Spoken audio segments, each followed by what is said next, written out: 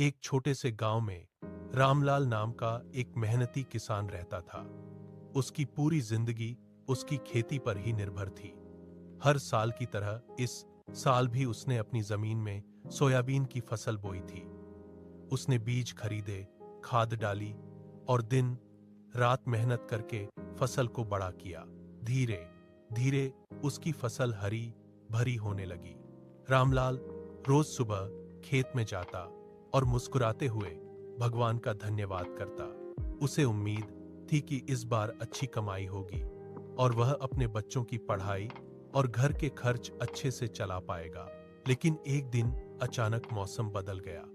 काले बादल छा गए और तेज बारिश शुरू हो गई। शुरुआत में रामलाल खुश हुआ क्योंकि बारिश फसल के लिए जरूरी होती है।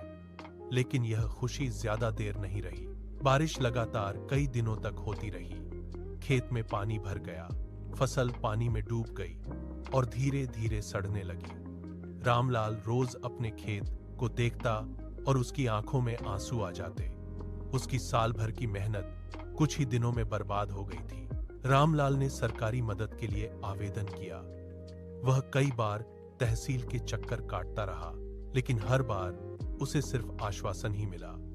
कोई अधिकारी उसकी बात ठीक से सुनने को तैयार नहीं था। दिन बीतते गए लेकिन मदद नहीं मिली। घर की हालत खराब होने लगी।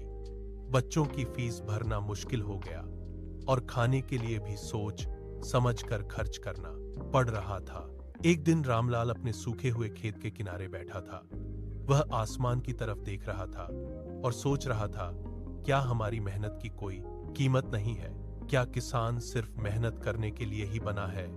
उसकी आंखों में दर्द था, लेकिन दिल में एक छोटी सी उम्मीद अभी भी जिंदा थी। शायद एक दिन हालात बदलेंगे और किसानों को